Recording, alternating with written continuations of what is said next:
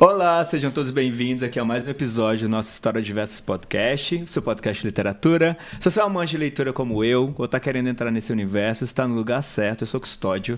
A gente está aqui sempre falando desse tema com muito carinho para vocês, sempre com um convidado, uma convidada muito especial, como eu vou apresentar para vocês daqui a pouquinho, a nossa convidada de hoje. Mas antes obviamente, de apresentá-la, queria convidar todo mundo aí a seguir a gente aí nas redes. Não deixe de assinar o sininho aí do YouTube, para toda vez que tiver episódio como esse, vocês ficarem sabendo em primeiríssima mão. E também seguir a gente nas redes sociais, porque além desse episódio, aqui que é o episódio mais longo, a gente também faz vários cortes deles e solta ali no social, TikTok, Instagram, Facebook, todos os lugares, durante o tempo que o episódio está no ar, tá bom? Bom, nossa convidada de hoje é escritora, médica psiquiatra pela Unifesp, mestre em psicologia e doutoranda em literatura pela USP. É autora de Desterros, Histórias de um Hospital Prisão, que saiu pela Elefante em 2017, de Rachaduras, que é um livro de contos, que saiu pela Quelônia em 2019, contos indicados, inclusive, ao Prêmio Jabuti, e dos romances Copo Vazio, que foi lançado pela Todavia em 2021, e As Pequenas Chances, também pela Todavia, que foi lançado ano passado. Além disso, ela assina uma coluna também no UOL. Seja muito bem-vinda aqui ao Histórias Diversas, Natália Timmerman. Muito obrigada pelo convite, Francisco. Um prazer enorme estar aqui no Histórias Diversas. Uma alegria falar de literatura. Sim. E nesse lugar tá muito chique, tem que falar que tá muito chique, é muito gostoso estar aqui. Obrigado. Super obrigado aí, obrigado pela gentileza, por tudo, pela sua agenda e disponibilidade para estar com a gente. Vamos falar de literatura que a gente ama e Vamos. A gente pode ficar aqui muito tempo. Se deixar, a gente fica um dia aqui. Fica o dia todo. Pra gente aquecer o tema aqui, me conta um pouquinho como é que a palavra, a literatura começou aí pra você. Começou cedo, começou um pouco mais tardio, como é que foi pra você? Começou cedo. As pessoas perguntam, nossa, mas você é médica, como é que você virou escritora? Na verdade, acho que é o oposto. Uhum. Eu sempre quis ser escritora. Eu Boa. era aquela criança que, quando perguntavam, o que você quer ser quando você crescer? Eu falava, escritora. Desde que eu me conheço por gente, assim, sabe? E aí fui fazer medicina. Então, a medicina foi um desvio, entendeu? Entendi. A medicina foi um desvio. Mas me encantei também pela psiquiatria. Só que aí, depois de um tempo, eu vi que estava faltando alguma coisa, que eu não tinha chegado ainda no lugar onde eu queria estar. E eu considero isso para mim. A literatura é o meu lugar de chegada. É onde eu me sinto em casa. Nos livros. Tanto lendo quanto escrevendo. E você foi uma adolescente que leu muito? Uma criança que leu muito? Como é que você chegou nessa conclusão tão cedo que você já queria ser escritora? Eu sempre amei ler. Eu acho que eu sempre gostei de ficar sozinha. Acho que leitura tem isso, assim, né? É um lugar, de alguma forma, protegido, no qual você se aventura, né? Acho que por isso eu acho que é um lugar muito singular e único, assim. E tem é um estado psíquico que só a literatura proporciona, eu acho. É um estar sozinho sem estar sozinho também, exatamente, né? Mas é bem isso mesmo. E eu, assim, lia muito quando eu era criança. Aprendi a ler sozinha, aprendi a escrever sozinha. E lembro da sensação de ver as palavras fazerem sentido. Lembro de perguntar para minha mãe, o que é isso? Cue, que era que? Era um gibi da Turma da Mônica, assim, sabe? E aí eu estava aprendendo que mais um mais é que, né? E lembro até onde eu estava. Sabe essas cenas que ficam, assim, sabe? Esses marcos da existência, né? O dia que eu aprendi a ler. E aí, eu lembro de chegar na escola, chegar na biblioteca, olhar aqueles livros todos e falar para a bibliotecária, nossa, eu quero ler todos os livros do mundo. E ela deu risada.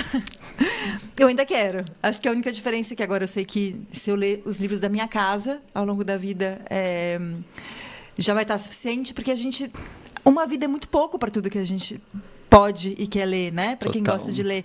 E fica sempre a sensação de insuficiência, não li um pouco, a vergonha de não ter lido certos livros clássicos, mas na verdade, assim, o que a gente tem que entender é que é impossível ler tudo. O tempo é um só, né? Assim como é impossível fazer tudo, né? E acho que até já fazendo ponte aí com As Pequenas Chances, acho que isso se dá conta da nossa mortalidade, né? O fato de que a gente não vai ler tudo que a gente quer, não vou escrever tudo que eu quero, enfim. Sim.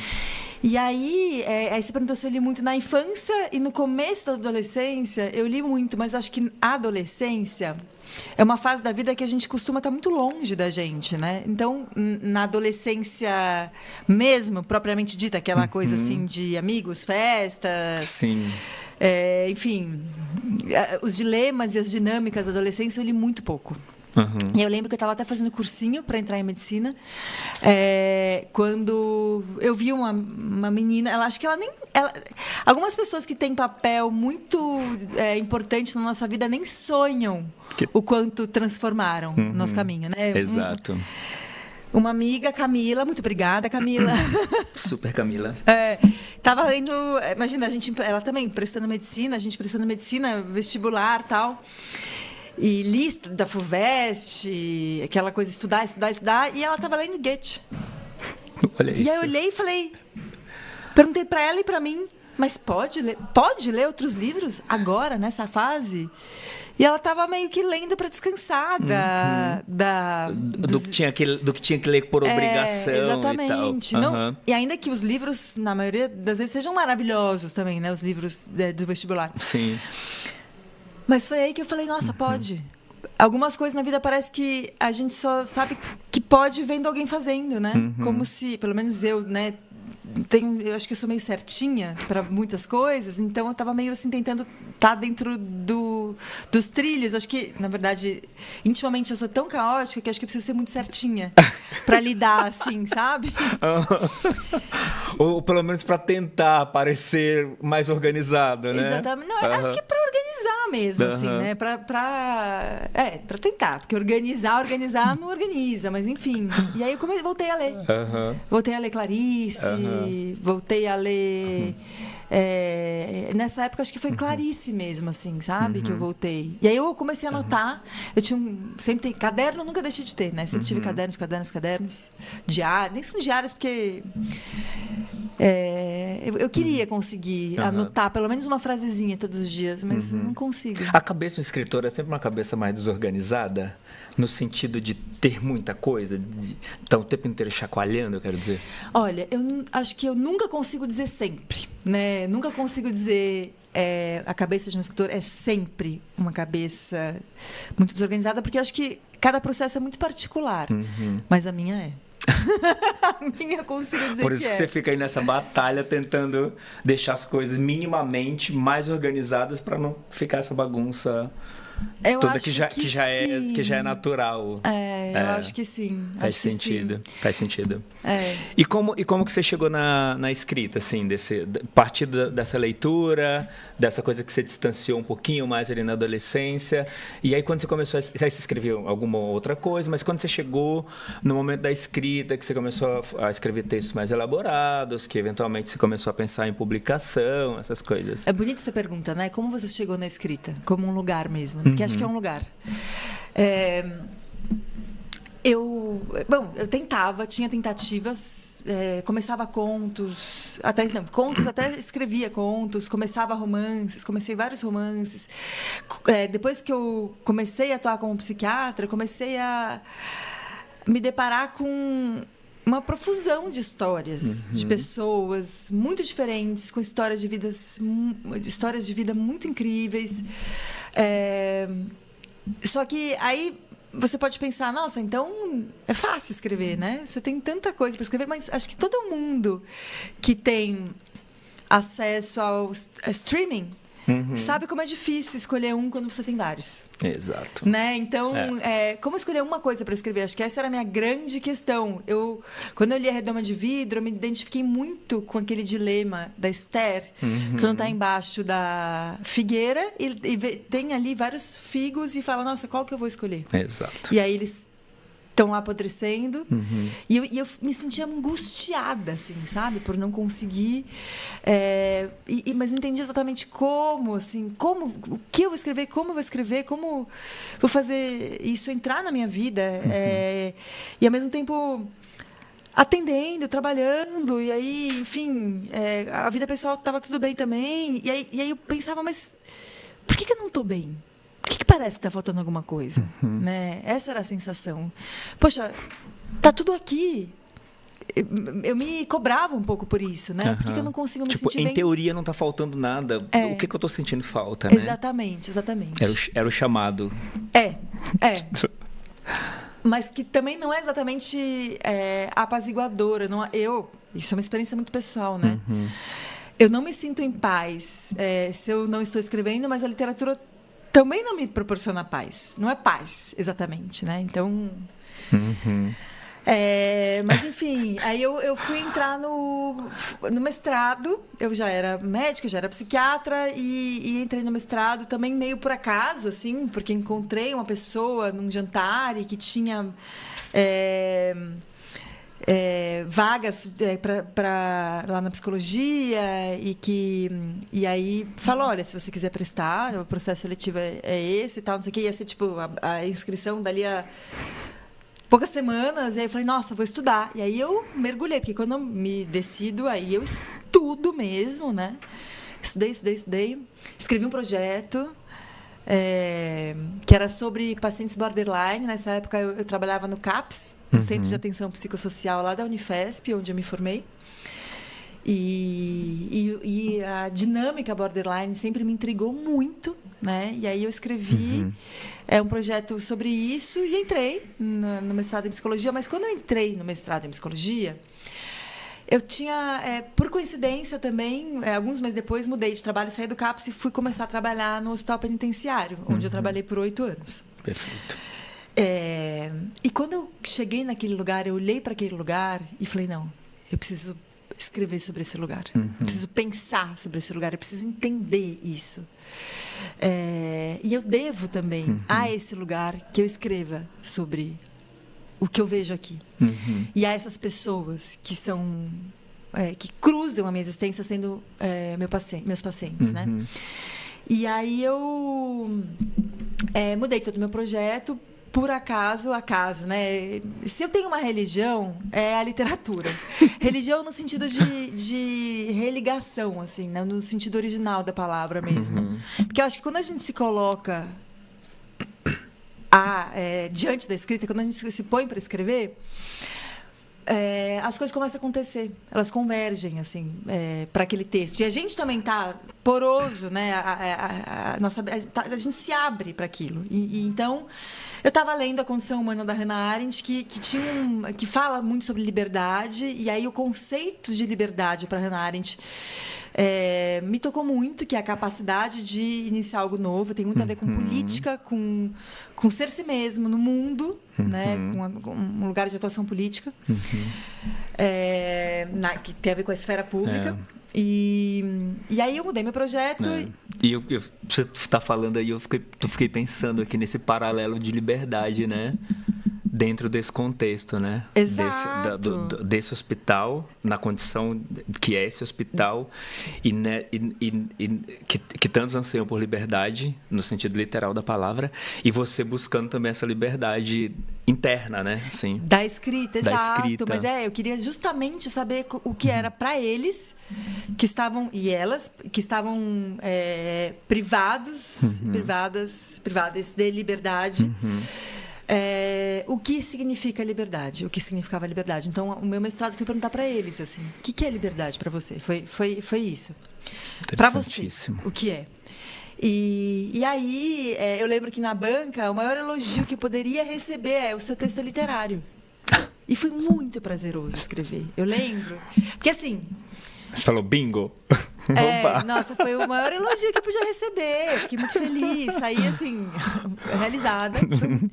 E aí, me perguntavam, mas foi difícil escrever? Eu estava ávida por escrever, eu queria muito escrever, então eu só não sabia o quê. Então, quando eu tinha o que escrever, porque para mim, eu acho que a escrita ela tem isso. Não só a escrita, eu acho que a vida é um pouco assim. A gente precisa delimitar um campo de regras, delimitar um lugar para que dentro dessas regras, desse limite, a gente possa exercer uma liberdade extrema, que não é extrema porque ela tem essa delimitação. Mas é que, assim, é quase como se eu precisasse me sentir de alguma forma protegida para poder me soltar. Então, essas regras, elas me ajudam, elas não me atrapalham. Por isso, o exercício de escrita eu acho muito bom, ainda que eu não escreva com exercício. Mas por isso que eu também escrevo a partir de coisas da realidade, quase como se a realidade fosse um trampolim, fosse a matéria, o ponto de partida, a partir do qual eu escrevo e depois invento. Né? Acho que os contos de rachadura deixam isso muito nítido, muito evidente. Mas não só, acho que em todos os meus livros, até o mais declaradamente autobiográfico, que é As Pequenas Chances, ele também se declara ficcional, no final. Então, e aí eu, assim, eu lembro que eu escrevi o grosso da dissertação no carnaval, assim. Quando eu escrevo assim, quando eu entro nesse estado de escrita, que não é sempre, ele não está sempre disponível para mim. Quando ele chega, quando a gente se encontra, esse estado... Deixa eu aproveitar aqui antes que vá embora. É tipo isso. Aí você mergulha. Aí eu vou e escrevo. Aí o tempo, ele se transforma. Tanto que, assim, passa horas e eu não vejo o tempo passar. E aí quando eu acabo de escrever, me dá uma sensação de um pouco de perturbação com euforia. Como, assim, eu me sinto, me vejo, me percebo totalmente transformada pelo que eu escrevi. E tem coisas que eu falo, nossa, eu que escrevi isso depois, eu conto que ele encosta aqui, por exemplo, do Rachaduras. Foi quase um transe, assim, sabe? Eu comecei, eu não sabia onde terminar, e quando acabou eu falei, nossa, como eu fui parar aí? Não sei. Eu lembro que depois até fui numa festa, eu tava assim, uou, sabe? Assim, tipo, eu tava, enfim. E aí, bom, eu tinha escrito um texto de fôlego, né? Que foi uma dissertação. E aí eu fui atrás de tentar publicar. Conheci o Léo, que trabalhava na editora Elefante na época. Hoje ele é editor da Rua do Sabão. E aí a Elefante quis publicar. A Elefante ainda era muito pequenininha. Acho que eu fui no 9º... Desterros foi o 9º livro da Elefante. E aí foi que comecei, isso aqui depois que acabou a dissertação, eu falei, e agora? Quero continuar escrevendo, como é que eu vou escrevendo? Depois que eu tive esse aval, né, agora eu tenho que fazer jus aí. Mas eu não tinha publicado ainda como livro, tinha só feito... Não, mas eu tinha o aval de ser literária, tem um texto ali considerado literário por uma banca. Exatamente, um texto elogiado, um texto que fazia sentido para outras pessoas... E aquilo só revolveu mais a minha vontade de escrever. E aí eu cheguei a fazer... e durante a medicina eu cheguei a fazer letras também. Eu cursei letras, acho que 1 ano. Aí no 3º semestre eu fiz uma viagem com a medicina, fui para o Xingu. Essa viagem foi absolutamente transformadora para mim. Fiquei 3 semanas lá e foi nessa viagem que eu decidi que eu ia ser médica. Então, agradeço muito a todo mundo que eu encontrei no Xingu. Nessa época você estava fazendo as 2 faculdades. Tava. E aí, depois, quando eu voltei, eu tranquei letras, porque também já tinha faltado muito. E era muita coisa, né? Não, muita medicina coisa, o dia inteiro e à noite letras. E ainda com esse anseio da escrita e tudo... Exato. É realmente... complicado de administrar muita coisa junto. Mas aí você trancou letras falando, vou seguir medicina. Mas, aí no final do... Isso que você tá só na primeira pergunta, né? Exato. Você quer ir pra próxima? Eu posso ir falando? Pode ir falando. Então tá falando. bom. Que a ideia aqui é que a gente vai conversando. Você viu aqui. que é só dar um petelequinho que eu vou, amo, né? Eu amo. É assim. Mas aí, no 6º ano da faculdade, eu lembro que todo mundo estava estudando para residência e eu, assim, não sei ainda. Tinha decidido que eu ia me formar médica, mas eu lembro que tinha curso de disciplina de psicologia médica. Aí eu perguntava, por que você escolheu ser médica? Todo mundo respondia lá e eu falava, gente, eu ainda não escolhi. Eu ainda não escolhi ser médica. Porque acho que, sei lá, são escolhas que a gente tem que continuar fazendo todos os dias, assim, sabe? Acho que tudo que a gente faz é um pouco assim. Bom ponto. Estejamos, sei lá, num casamento, num relacionamento, Na maternidade não tem como... Acho que é uma das poucas coisas que não tem tanta volta. Não dá pra pensar muito. Não tipo, não sei se ainda estou. E na paternidade também, né? Isso deveria ser assim. Exato. Sim.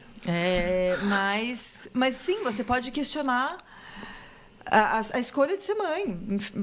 Isso, na verdade, às vezes acontece inevitavelmente. Sim. E temos literatura maravilhosa a partir disso. Vide Helena Ferrante. Absolutamente. Né? Sim.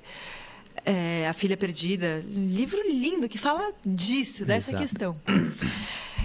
Mas voltando para a literatura, e aí eu cheguei a mandar, logo depois que eu tinha defendido a dissertação, eu cheguei a tentar contato com alguns professores para ver se poderiam me orientar num doutorado em literatura, porque eu achava que estudar literatura era a mesma coisa que escrever. E eu acho que são próximos, assim.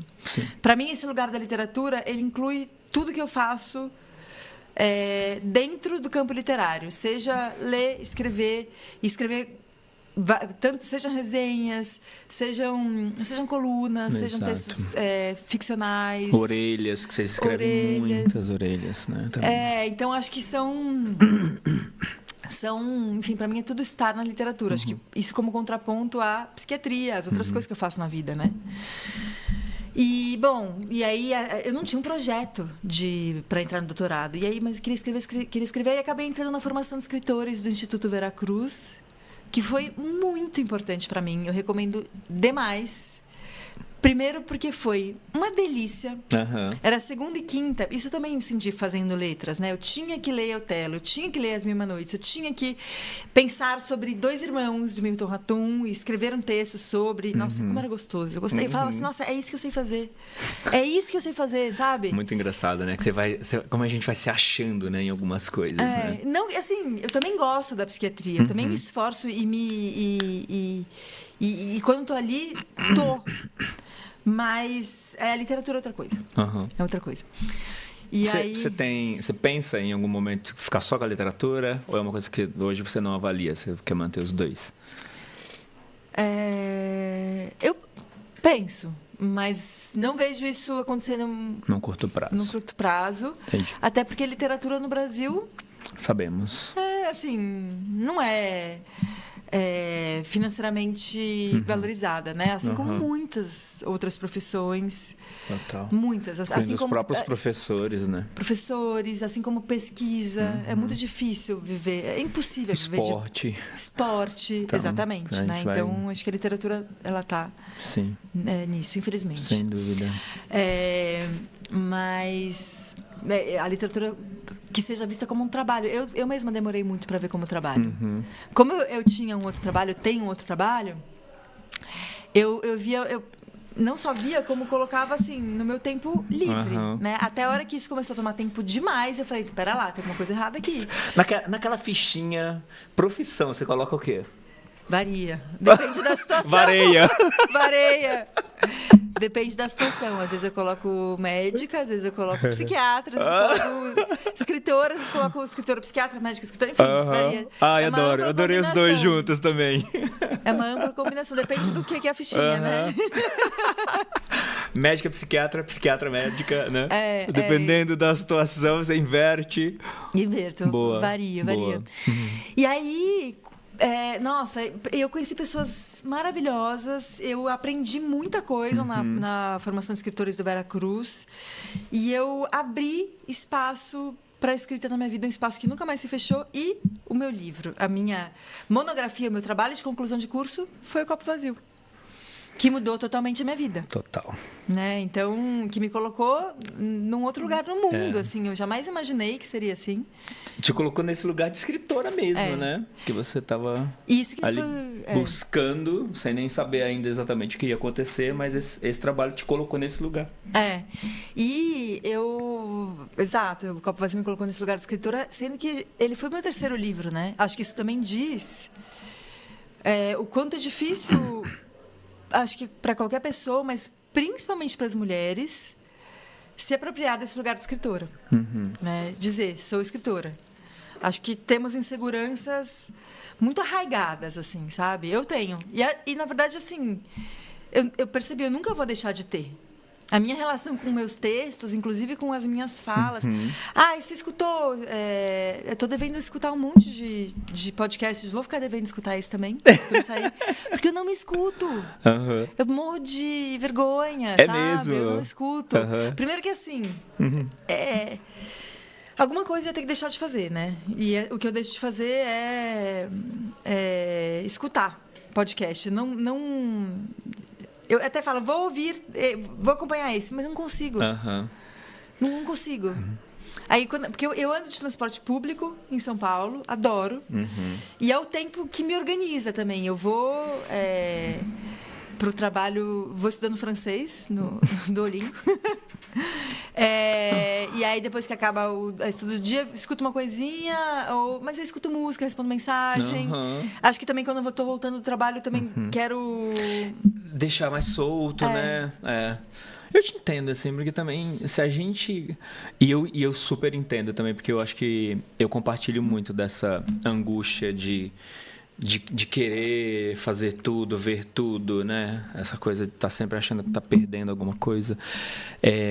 E às vezes eu faço isso um pouco também. Às vezes até estou com um livro no celular, estou com um podcast para ouvir e tudo. Às vezes volto do trabalho também, ando de transporte público. Volto para casa e falo, não, hoje nada. Hoje às vezes só musiquinha. Às vezes até instrumental. Só para dar aquela exopilada, sabe? Ou às vezes silêncio. Ou às vezes o próprio silêncio. E o silêncio... Ou às vezes só para observar um pouco, assim. Às vezes, também se você fica nessa loucura de querer estar consumindo tudo ali o tempo inteiro e tudo, você fica muito conectado ali com o que você está consumindo, mas você fica também muito desconectado com o que está ao seu redor, né? E é importante a gente se conectar também com o que está ao nosso redor, né? Acho que principalmente, acho que para os escritores e tudo, que observa muito mais, que isso tem muito a ver com o dia a dia e tudo. Para qualquer pessoa. Para qualquer pessoa. Acho que para escritor e para qualquer pessoa também. Precisamos. E acho que esse é o grande problema do celular, né? O quanto ele ocupa todo o nosso tempo livre. Não é o tempo livre, é esse tempo que não é livre, é o tempo... através do qual a gente poderia ser surpreendido. Ou a gente pode, sei lá, olhar pela janela, olhar o céu, olhar as coisas, olhar... Enfim, até isso que eu faço tanta coisa no ônibus. Nossa, se eu me propuser a escrever todos os dias sobre uma pessoa que eu vejo no ônibus, imaginar uma história para aquela pessoa, nossa, eu vou... Tá aí um projeto, sabe? E com certeza, porque a vida está acontecendo o tempo todo ao nosso redor. E quando a gente está no celular... Acontece muita coisa o tempo todo também no celular, a gente nunca vai dar conta disso tudo, só que a gente sai totalmente do momento presente e tem um senso de urgência, né? De responder as mensagens, de atender as demandas, etc. E não, assim, acho que o mais importante é, enfim, estar onde se está. Sim. Total. E você falou bastante dessa coisa da escrita e da psiquiatria, né? Quando que a Natália escritora e a Natália psiquiatra mais se juntam e mais precisam se separar? Acho que elas mais se juntam, por exemplo, quando... eu estou num atendimento e penso num livro, assim, nossa, essa situação é muito a situação desse livro. E já aconteceu várias vezes de eu indicar, falar, olha... Eu ia perguntar isso. Já aconteceu de eu indicar. Eu lembro que tinha uma paciente que estava vivendo uma situação muito parecida com A Chave de Casa, da Tatiana Salim-Levy, que é um livro que eu acho maravilhoso, maravilhoso. Eu amo esse livro e eu reli ele recentemente e eu percebi o quanto ele seguiu me influenciando, quanto as pequenas chances dialogam com ele. Eu nem lembrava. E é isso da influência, né? A gente lê uma coisa... Essa influência subconsciente ali, né? A gente vai criando o nosso a gente vai criando o nosso manancial a partir do que a gente vai lendo, né? E isso vai ficando guardado ali. E aí, às vezes a gente nem se dá conta, né? Do quanto a gente vai ali acumulando e tudo. E, nossa, tem umas cenas de sexo ali maravilhosas, que é muito difícil escrever cena de sexo. E a Tatiana escreve muito bem nesse Até A para Chave não de ficar Casa. tão clichê, né? E nossa, não era nada clichê. Cenas maravilhosíssimas, assim, muito. Recomendo muito o livro, não só pelas cenas de sexo, mas também. Aliás, né, todos dela. Todos dela, Muito bons, exatamente. Nossa, todos dela. Melhor não contar, esse mais recente incrível. Isso não li ainda, mas eu vejo as pessoas falando assim, absolutamente... Acho que não vi ninguém falando que não gostou de tudo que eu vi. Chama ela pro podcast. Está convidadíssima.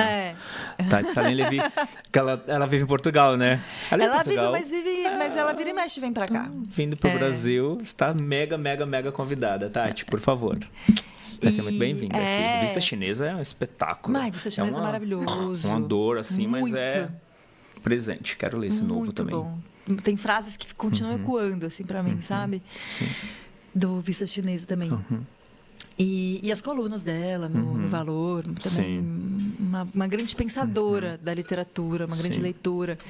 E bom, eu estava falando, você tinha perguntado quando elas se encontram, né? Exato, quando elas se encontram e quando elas mais se distanciam. Quando elas se encontram, eu acho que está claro, e a questão até de você recomendar algum livro para algum paciente, dependendo da história e tudo. Mas também, por exemplo, quando eu estou escrevendo, quando eu comecei a escrever, eu ficava um pouco ressabiada, assim, de ser conhecida como uma médica que escreve.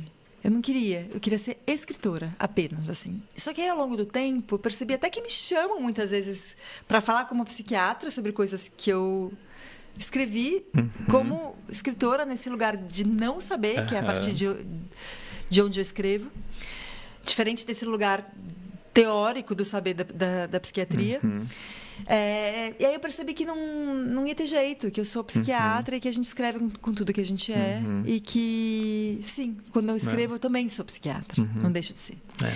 E então, acabou. E tanto que meu primeiro livro, Desterros, eu nasço como escritora sendo psiquiatra. Então, isso é muito simbólico, muito significativo também, né? Sim.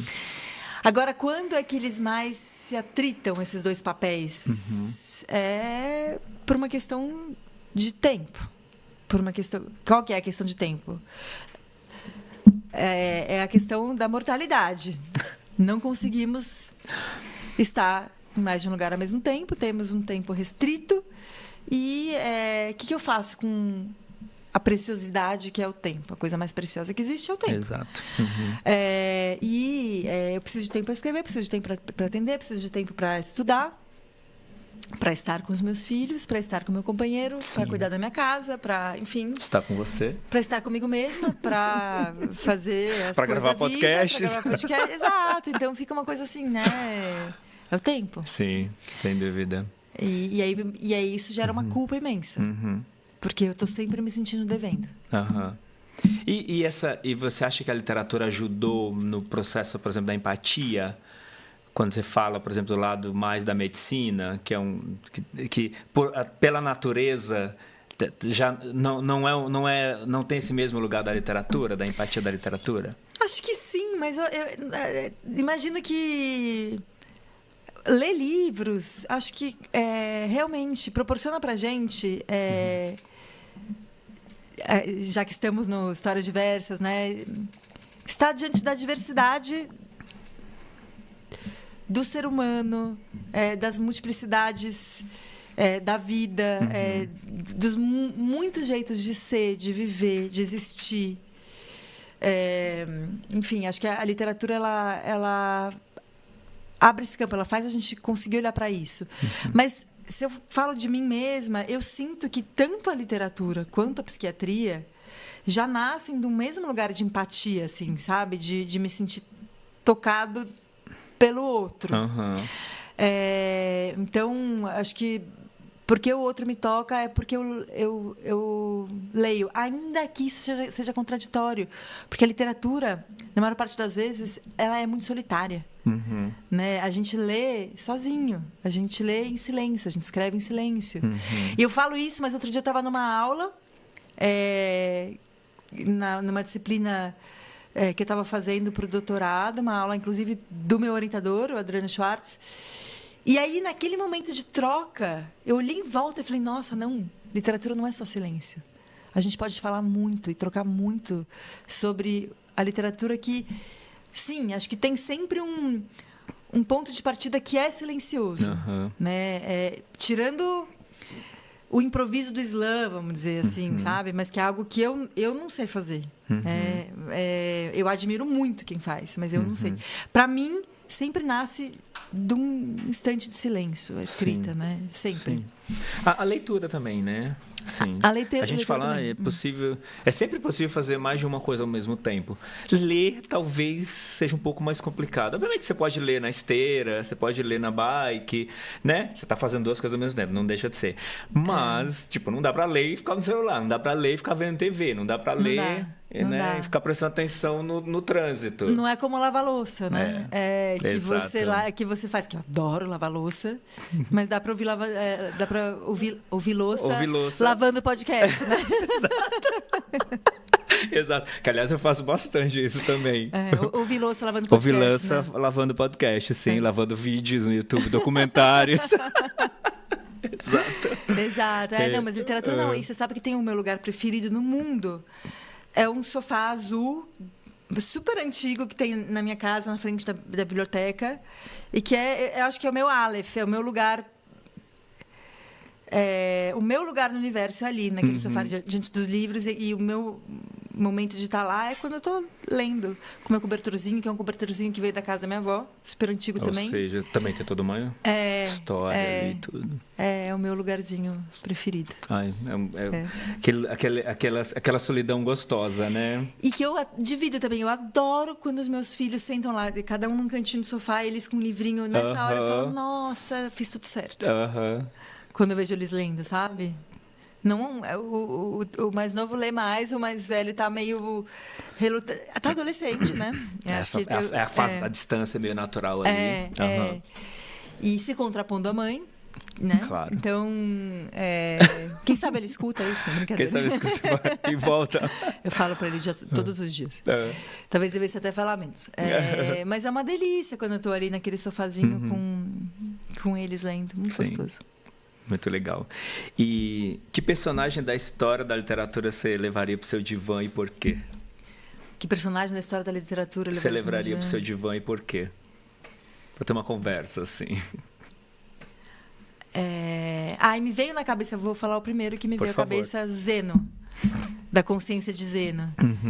Porque ele é muito contraditório, como todo ser humano, né? É muito errado em alguns aspectos, como todo ser humano. Como todo ser humano. Muito... Enfim, seria interessante ouvi-lo, assim, falar algumas coisas que ele fala cinicamente. Faz tempo que eu li, será que ele é assim mesmo? Mas tô lembrando. Também seria muito legal levar a Cecília, a pediatra da Andréa Del Fuego, seria maravilhoso. Pensei nisso. Colocar ela no divã. Ou a Estela, da Natália Zucala, do Estela a Esta Hora, também seria ótimo falar algumas coisas, escutá-la e tentar... discutir um pouco ali. Boa. Seria muito bom. Deixa eu pensar. Mas isso é uma coisa que a gente fala brincando, né? Mas, na verdade, isso é um esforço que eu preciso fazer, porque eu aprendi numa disciplina também que eu fiz com a Judith Rosenbaum e a Cleusa Rios Passos, sobre literatura e psicanálise, que personagem não tem consciente, não vai para o divã. Então, a gente não tem como analisar personagem. Personagem é palavra. Não tem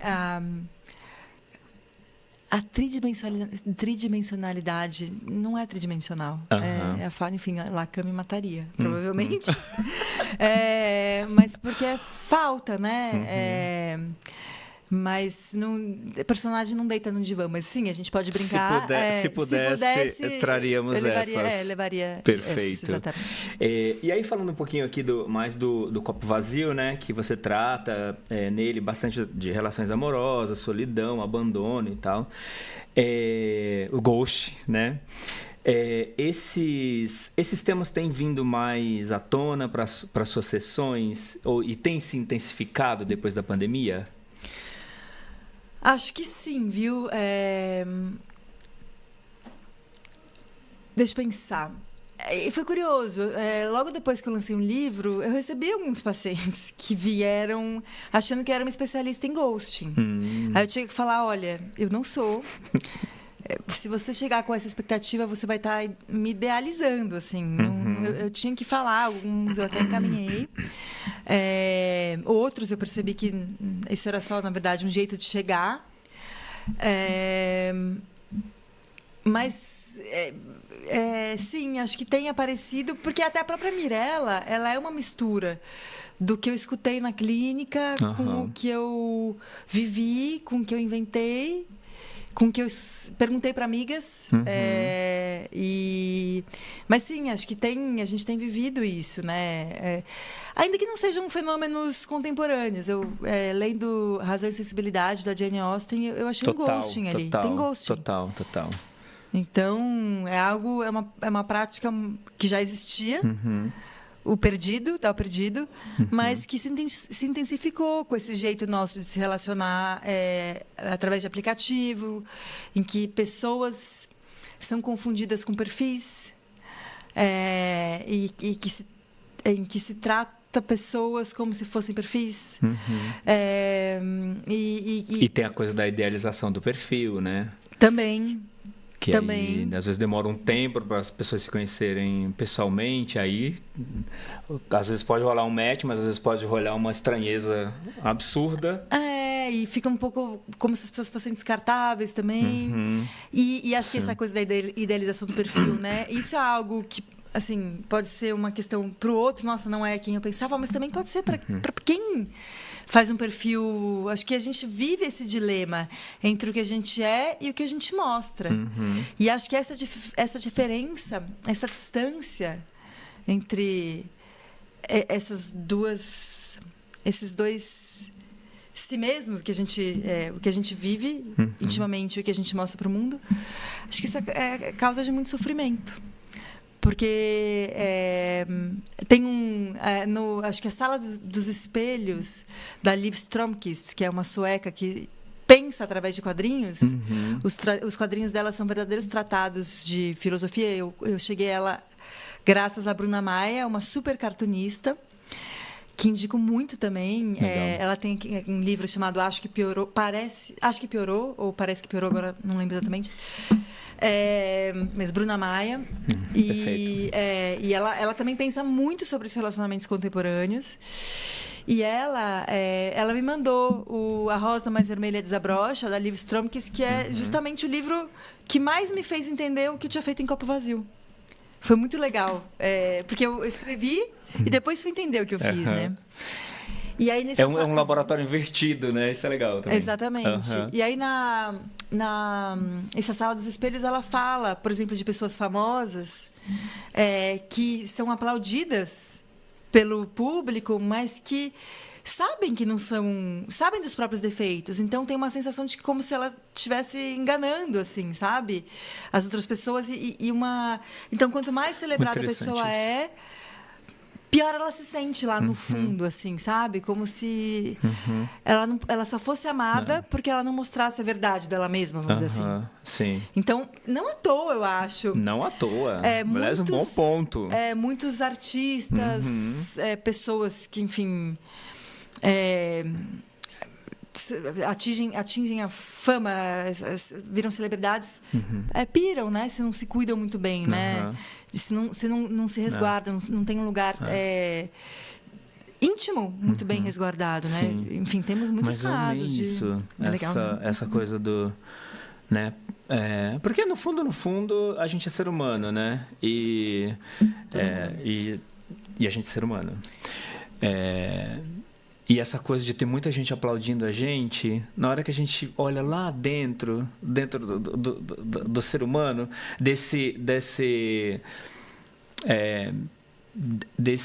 eu costumo dizer que algumas situações que eu ouço as pessoas falando, mas isso é desumano. Eu falo, não, gente, isso é humano. Isso é muito humano. Isso é coisa, talvez as coisas mais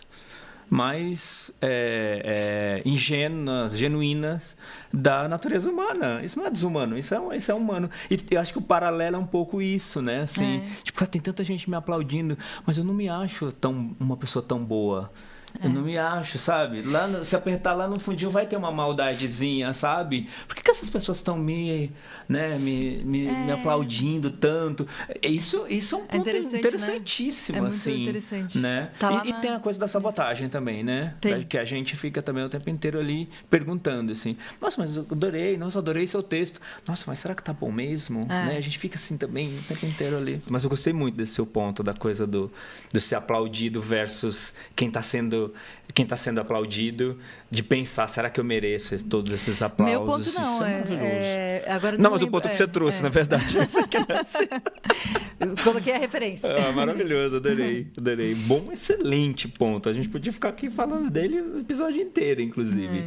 Eu queria te perguntar, os seus livros são livros mais curtos, né, do ponto de vista de tamanho, vamos dizer assim, né, tamanho de páginas, né, não de tamanho, obviamente. O seu fôlego é mais curto ou você está escrevendo textos mais curtos, pensando também nessa audiência que está querendo consumir muitas coisas ao mesmo tempo? Tem uma intenção ou é mais sobre você mesma? Não, acho que eu escrevo o que da maneira, da forma que cada texto me pede para ser escrito, assim. Eu não acho que é de fora para dentro, não, é de dentro para fora. Obrigada. Quando eu considero um texto, até tinha aqui, obrigada. Mas vai falando, esquece.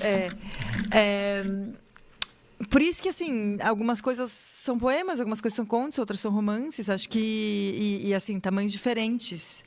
Não é uma das... E, assim, no momento da escrita, eu não estou pensando em nada. Não estou pensando no público que vai ler. Não estou pensando se eu vou poder machucar uma pessoa. Não estou pensando o que isso vai causar na minha vida, revelar tal coisa, XYZ. Mas depois vem muitas questões. Acho que no momento da escrita, o momento da escrita é um momento de extrema liberdade.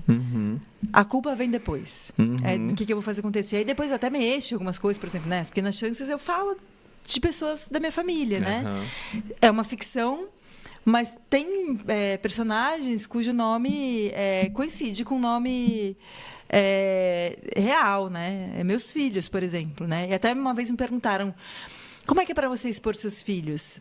Eu falo, olha, eu, por exemplo, não posto nunca foto deles na internet. Eu não posto foto dos meus filhos.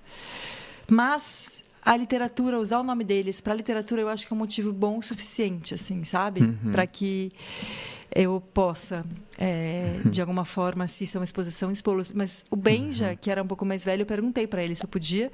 O Jorge era mais novinho, mas o Jorge, ele adora. Assim, quando chegou a edição de Portugal lá em casa, agradeço ao amigo Jacques Fuchs, que trouxe para mim. Ainda não recebi da editora. Mas ele aí quando a gente estava lá em casa, na mesa de casa, aí o Jorge pegou, começou a folhear. O que foi, Jorge? Ele falou... Ele perguntou, mãe, eu tô aqui nesse livro também? Aí eu falei, tá, por quê? Você quer estar? Ele virou e falou assim, eu quero estar em todos os seus livros. Maravilhoso. Muito bom. Tem que convidar mais ele para as histórias, para título. Quem que a gente conversou aqui? E a Micheline. A Micheline, né? O título é do filho, né? Que achei maravilhoso também.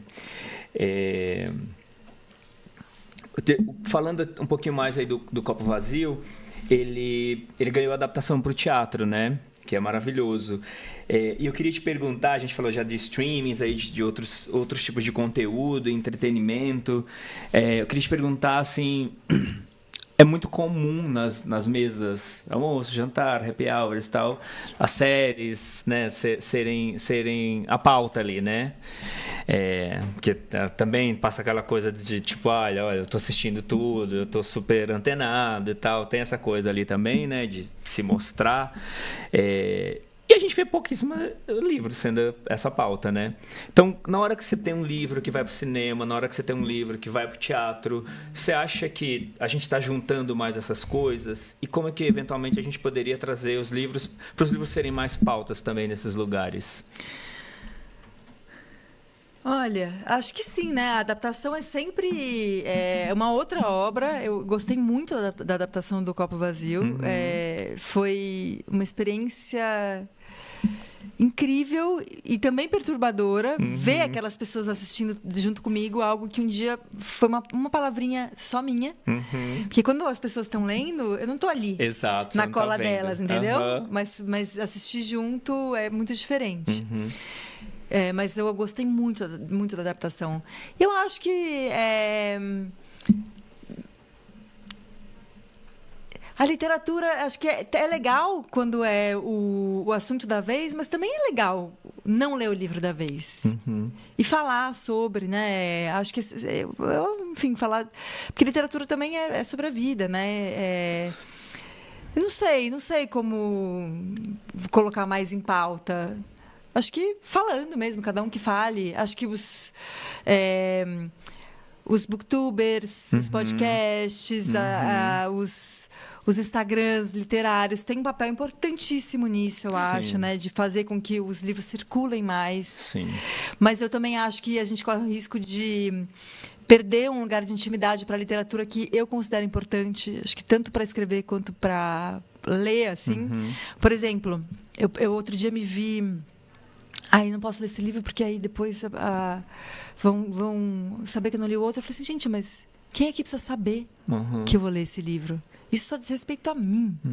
Eu não tenho que postar tudo que eu leio. Né? Eu não tenho que postar tudo que eu faço. Eu não tenho que publicar tudo que eu escrevo. Inclusive, é importante que eu não publique. É importante para mim manter um caderno meu, que ninguém vai acessar. Que é como se fosse assim uma matéria bruta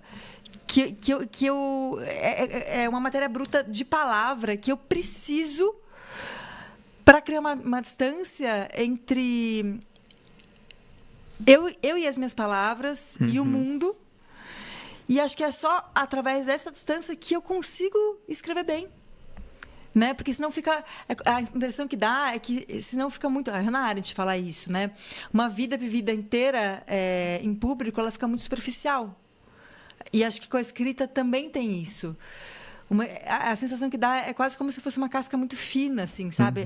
O fundo da palavra, ele é feito da palavra que fica guardada também, do que não está no texto, do que não vai ser publicado. Então, isso eu acho importante também ter isso. Então, sim, é importante falar, e eu agradeço muito que vocês falem dos meus livros, porque assim eles chegam a outros leitores. Circulam eu gosto muito de saber, eu gosto muito de receber retorno de leitura.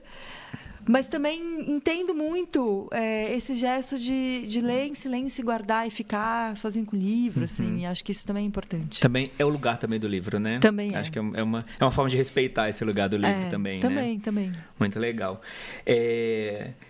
Que livro que você leu aí nos últimos 12 meses que você premiaria? Se você fosse um júri de um prêmio e tal.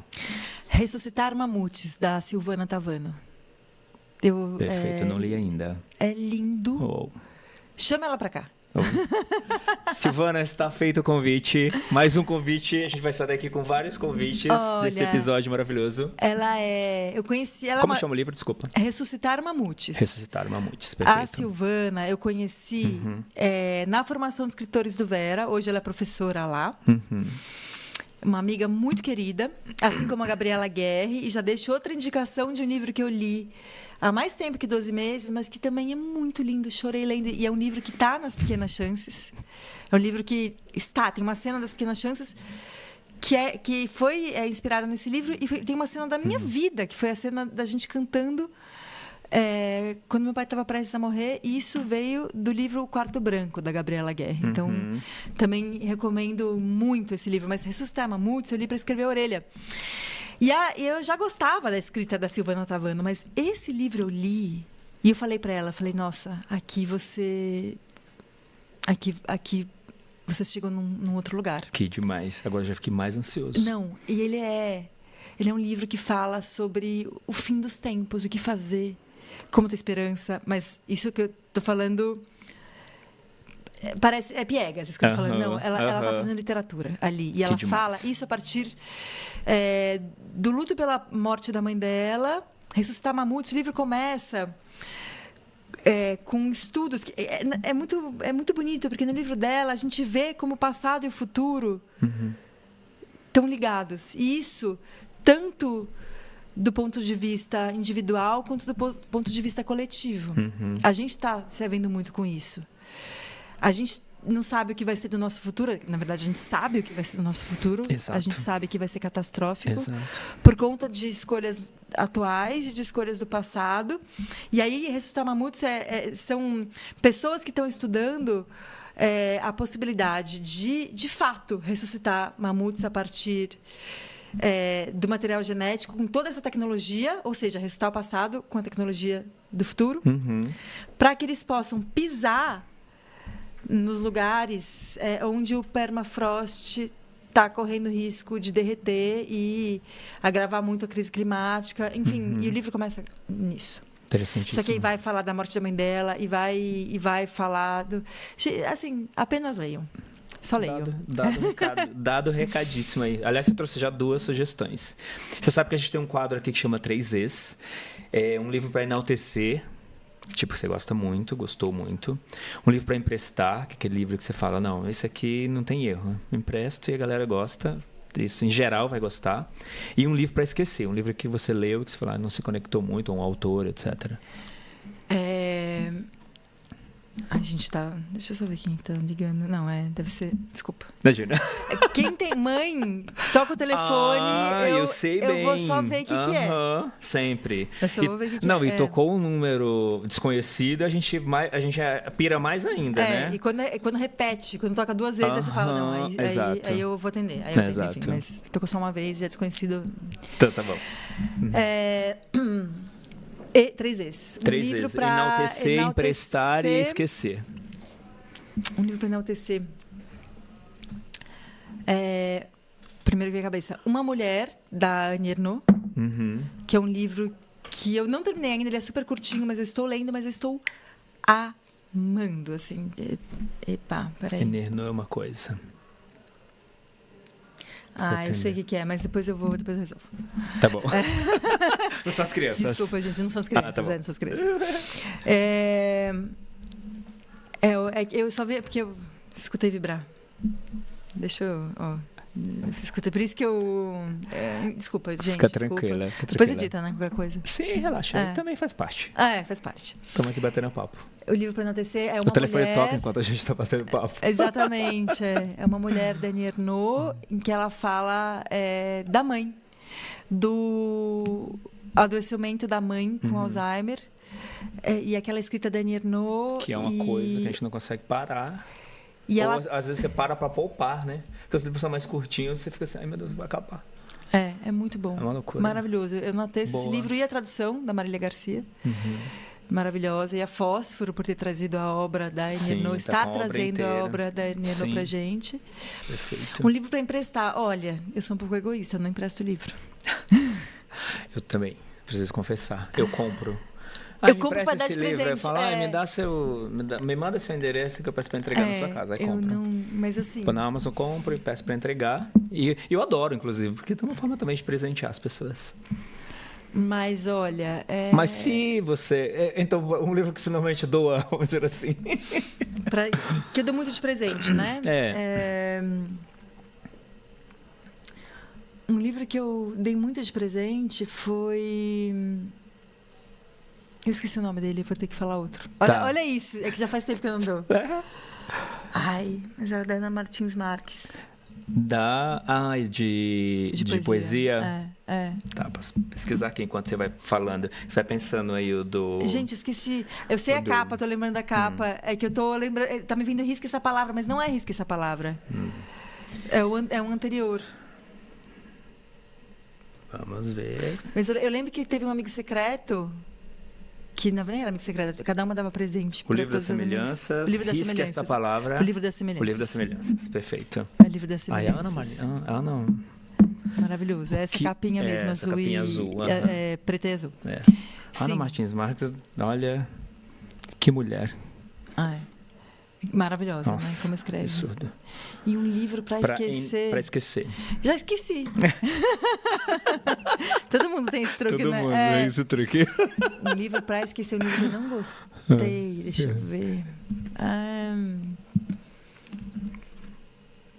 Puxa. Pior que eu não tô conseguindo lembrar muito, de nenhum mesmo.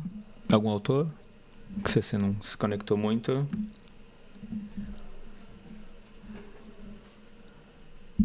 Não tô conseguindo lembrar de um autor que eu não tenha me conectado muito. Não sei. Tá bom, passa. Não Passei, tem problema. Já passei. trouxe ótimas referências aqui Passei. de outros autores, inclusive para mim, que eu já anotei 2 aqui, que eu quero ler bom. muito. A gente tá indo pro finalzinho aqui, tá? Infelizmente. Estamos aqui no limite. Daqui a pouco a gente toma um corte ali da Vivi e da Michelle, falando, gente, olha, faltando 3 minutos. Queria falar um pouquinho só pra gente, antes da gente encerrar, falar um pouquinho do Pequenas Chances, que eu li, amei. Essa capa maravilhosa. Você pode falar um pouquinho da capa e do título também? Posso pra gente? falar. Você sabe que esse livro... Gente, essa capa. Obrigada, Mi. Um close nessa coisa maravilhosa. Ele é um livro muito... E ela estende, né? Pro trás. Ela vira uma peça única, que eu achei também maravilhosa essa sacada. Incrível. Nossa, tá acabando porque eu poderia falar 1 hora só disso tudo. Eu imagino. As Pequenas Chances é o livro mais precioso que eu já escrevi até agora. Ele é muito...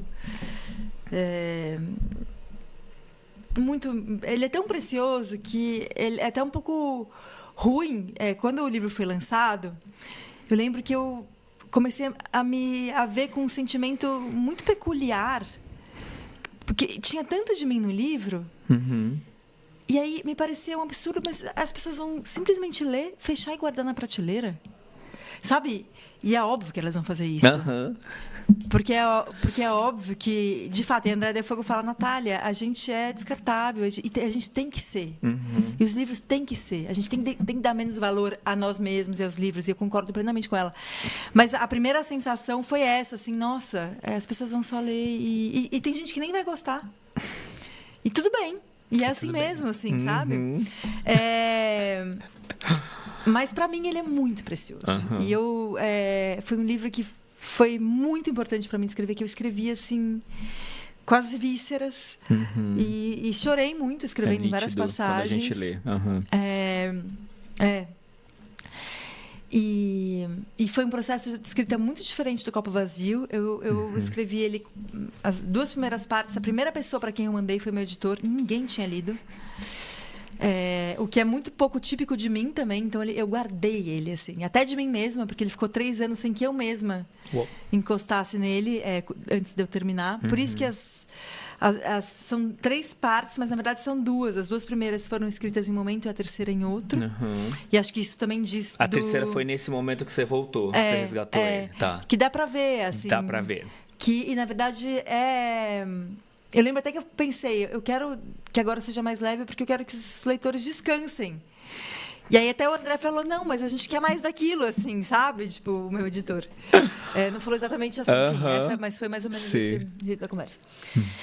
E a Annelise Igreja, que fez a capa do livro, ela é uma artista plástica maravilhosa. Quem não a conhece, convido a conhecer. Ela porque realmente... É lindo. O trabalho dela é quase como um realismo mágico. Assim. Ela é hiperrealista para pintar cenários que tem sempre algo de insólito, assim, sabe? Tanto que a capa do livro tem o sapinho, né? Ela que colocou a concha aí junto dos ovos. Ficou lindo. E ela veio dizer que queria escrever a capa, que queria fazer a capa. E eu fiquei extremamente honrada. E aí fiquei meio assim, nossa, preciso ver a gente tem que ver se você vai gostar do livro, né? E aí, quando o livro estava pronto, eu mandei para ela. E foi uma enorme coincidência que, quando ela recebeu o original das Pequenas Chances, ela estava no hospital, nos últimos dias de vida da avó dela. Bom. E foi muito impactante para ela ler nesse momento. E quando ela foi fazer a obra, ela quis pintar uma obra, e agradeço, assim, não tem como agradecer o suficiente ela por isso. Ela releu e foi atrás de elementos que pudessem ser... que pudessem ilustrar, né, a capa. E ela que percebeu, eu não tinha percebido, que ovos e ovas eram elementos que estavam nas 3 partes do livro. E eu acho isso muito bonito. Primeiro porque é um indício de que a gente não controla tudo que a gente faz na escrita. A escrita é uma mistura do que a gente controla e do que a gente não controla. E acho que do que a gente escreve também, do que ser lido, né? Exatamente. Você não percebeu isso. Você escrevendo não percebeu tanto isso quanto ela que leu. Que é maravilhoso. E o ovo, ele para muitas religiões, inclusive para o judaísmo, que é uma religião que está muito presente no livro, na coisa dos rituais fúnebres judaicos, o ovo é um elemento que simboliza o ciclo da vida. E o livro é cíclico. Ele se coloca num ciclo. Total. Né? Então, eu achei isso maravilhoso, assim, sabe? E quando eu vi a capa, eu amei a pintura. E é também significativo... Presta um pouquinho, só mostrar. Ele termina sem terminar, né? Ele termina com o começo, né? Que exatamente. É maravilhoso. Termina com o começo e com um começo, exato, né? Exato. E aqui, a capa, ó, ela... Aqui no meio, tem na orelha... É um vaso que era da avó dela. Olha que demais. E essa parte de cima aqui, que são rendas, na verdade, a obra é uma renda aplicada. É uma renda mesmo. Uau. Que era da avó dela também. E que diz até da forma literária. Porque o livro, ele é uma mistura, ele é uma amálgama, vamos dizer assim, entre ficção e realidade, assim como a capa foi feita, né? E que também... isso também conversa com a epígrafe. História familiar e história coletiva são uma única coisa, porque o livro é uma história que é minha, mas que também não é só minha. Acho que o epílogo fala disso. Acho que a epígrafe é a chave para abrir o epílogo. E o livro, vamos dizer assim. E acho bonito demais que a Annelisa tenha colocado elementos... Ela pegou muita essência, né? Muito. E fez um trabalho lindo do ponto demais. De vista visual, né? É muito lindo. Ficou maravilhoso. E o título? É verdade. As Pequenas Chances, o título, no primeiro arquivo do livro, era Depois. E o André Conte, meu amado editor, virou e falou, não, vai atrás de outro título. Ele falou, relê o livro. Procura um título no livro. E lá fui eu reler o livro inteiro. E aí eu li inteiro, estava chegando no final. Falei, não há título. Não achei. Não sei o que vou fazer. E, bom, vou chegar até o final. E aí, no epílogo, justamente me saltou As Pequenas Chances. Quando eu li As Pequenas Chances, eu falei, esse é o título. Primeiro, porque tem tudo a ver. Total. Segundo, porque eu acho lindo. E terceiro, porque dialoga com As Pequenas Virtudes, que é um livro da Natalia Ginzburg. Que é maravilhoso. Maravilhoso, que eu adoro, assim. Então... Que é um livro que fala muito sobre a vida, inclusive. Exato. Maravilhoso. Ficou perfeito. Eu prefiro... As Pequenas Chances, com certeza, é muito melhor. Né? O nome é muito bom, sério. Real. E, obviamente, o tema central é luto, né? Perdas e tudo. O que você leu enquanto você estava produzindo, assim, livros desse tema? Que livros você leu? Que autores? Li... Lili, da Noemi Jaffe. Li... Eu fui lendo tudo que chegava até mim sobre luta e continuo lendo. Como se a pesquisa continuasse acontecendo depois do livro, assim, sabe? Acho que isso segue. Li O Pai da Menina Morta, do Tiago Ferro. Morreste-me, do José Luiz Peixoto. Teve alguns contos da Lucia Berling. Alguns contos da Lucia Berling... que estão, inclusive, no livro, né, do Manual da Faxineira. Acho que agora também, assim, foram mais, mas não, mas aí ótimas referências. Você continua lendo, porque também é um assunto que não sai da pauta. Eventualmente você pode até resgatar algum outro trabalho, né? Nota sobre o luto, da Chimamanda. É Nota sobre o luto, né? Que chama... Não sei o nome exato, mas é algo parecido com isso. Deixa eu ver, peraí. É. A minha memória tá que tá, você viu, né? Ah, nossa, né? Você viu que eu fui aqui também pra internet o tempo inteiro. Ah, eu não ando sem as anotações aqui, porque realmente a gente não consegue lembrar de tudo, não. Vamos. Mas acho que Nota sobre o Luto da Chimamanda. Perfeito. Tá carregando. Tem um outro livro, eu não sei se chegou ou durante ou depois, se você chegou a ler dentro desse contexto, que é o Ano do Pensamento Mágico, Li da Joan Didion, também. né? Maravilhoso. É maravilhoso. E ela tem um trecho do livro que ela fala: a vida muda rapidamente, a vida muda em um instante. Você senta para jantar e a vida que você conhece termina. Eu queria te perguntar, pensando um pouco aqui nesse contexto, escrever esse livro te chamou mais atenção para a vida? E se sim, o que você mudou na sua rotina a partir disso? Acho que não só escrever, mas ter estado diante da morte me fez estar diante da vida de um outro jeito. A rotina, ela se prova uma farsa. Isso também quem fala é a Lucia Berling no conto Espere um Instante. Maravilhoso. E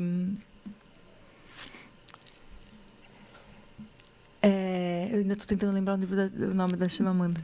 E que não está carregando. Aqui. Mas foi aí que eu percebi que eu nem ia ler todos os livros que eu quero ler. Que você gostaria de ler. Foi aí que eu vi, assim, tipo, porque... Nota sobre o Luto. Nota sobre o Luto mesmo, exato. Né? E... é isso, né? A gente tem duas maneiras de lidar com o fato de que a morte existe. E a vida pode mudar de um minuto para o outro. Exato. Uma é ficando com medo apreensivo, só que aí você vai viver menos.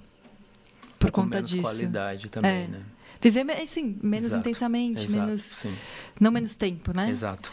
A outra é justamente por saber que tem fim e que por saber que esse fim é imprevisível, ninguém sabe. A maioria das pessoas não sabe quando vai morrer. É que a gente tem que viver bem, inteiro, aberto e quando é possível ser feliz mesmo, assim, porque a gente sabe da tristeza, né? Porque a gente sabe enfim, acho que é isso. Dessa certeza que talvez seja a maior que a gente tem, né? Que é a morte e o que a gente faz nessa agenda contrária, vamos dizer disso, né? Desse dia que a gente faz nesse intervalo entre o nascimento até esse dia, né? Acho que esse é o ponto. Se eu ler o finalzinho, não vai dar spoiler não, né? Tá bom, pode. Não vai dar spoiler não, né? Não. Nós não tínhamos avisado ninguém do início do trabalho de parto. Não queríamos que ficassem ansiosos ou preocupados com o andamento daquilo que é sempre imprevisível. Mas meu pai parecia estar esperando do lado de fora do hospital. Porque poucos minutos depois que Éder comunicou à família que Jorge havia nascido, ele entrou na sala de parto. Jamais vou me esquecer do seu sorriso, do seu silêncio, o rosto inclinado e iluminado, segurando nos braços, sentado no sofá, ao lado da maca, meu filho no colo. O olhar do meu pai para o meu filho. É muito cinematográfico isso, assim. É uma coisa... Parece que está acabando um filme com essa cena, assim. É maravilhoso demais. E é o que você falou, né? É um livro que fala tanto sobre a morte, mas ele termina falando da vida, né? É o que é bastante inevitável quando a gente fala desses dois temas. De um dos dois temas. E eu queria te perguntar, para a gente fechar aqui, o que mais você tem aproveitado e usufruído dessas pequenas chances da vida, assim? Hoje de manhã eu entrei no quarto... Eu sempre faço café da manhã de todo mundo, e aí eles saem, E aí eu vou me trocar e saio eu. E aí eu tava me trocando, e aí eu falei, acho que eles vão... Eu ia com eles, que eles iam me deixar no lugar, mas aí depois eu vi que ia ter uma carona. E aí eu saí, aí eu falei, vou dar tchau. Eles estão aí ainda? Perguntei pro Éder. Estão no quarto do Benja. Aí eu entrei, estavam os 3 ali, fazendo alguma coisinha. E eu olhei os 3, que é o Tadeu, meu enteado, o Benja, meu filho, e o Jorge, meu filho. E eu olhei e falei, nossa... Que delícia os 3 ali brincando, rindo. Não é nada grande. Exato. É justamente isso. Não é grande. A felicidade é pequena. Ela é pequena. E por isso que às vezes a gente não vê. E por isso que às vezes a gente só percebe quando passou. Então, eu acho que é uma preciosidade isso de conseguir ver ela na hora. Assim, tipo, é isso. É pequeno, mas é isso, né? Então, é pequeno, mas é tão grande, né? É isso. Que às vezes a gente fica esperando só pelo grande. E às vezes o pequeno, na verdade, é que é o grande, né? Exatamente. E aí não é fácil reconhecer. Não. Né? Ainda mais no meio de uma rotina quase sempre caótica e tudo, né? Exatamente. Às vezes é perceber uma flor no seu caminho, né? Isso... Respirar. Lembrar de respirar. Respirar. Demais. Bom, estamos terminando aqui. Infelizmente, agora ia, hein? Agora, nossa, ia total. Ia total. Mas super obrigado, eu queria te agradecer demais aqui, ter vindo, pela sua agenda, sua gentileza toda aí durante todo o tempo que a gente conversou, por seu tempo, que eu sei que é mega precioso, com tudo que você tem que fazer, né? Mas eu queria te agradecer demais mesmo, assim, foi delicioso. Eu também adorei, muito obrigada, produção. Muito obrigada a todo mundo que está assistindo. E até breve. Até breve. Logo tem mais aí, tem mais livrinho logo mais pra gente. Logo mais. Logo vem. Tá joia. Gente, super obrigado aí, obrigado pela audiência. Não deixe de comentar aqui embaixo o que vocês acharam do episódio, quem vocês gostariam de trazer. A gente já deu alguns nomes aqui, né? A gente já fez alguns convites durante o episódio. O convite está feito, né? Então não deixe de assinar o canal aí também. Toda vez que tiver episódio como esse, vocês ficarem sabendo em primeiríssima mão. E já a gente se vê num outro episódio aí, tá bom? Um beijo, fiquem com Deus e a gente se vê daqui a pouco. Beijo.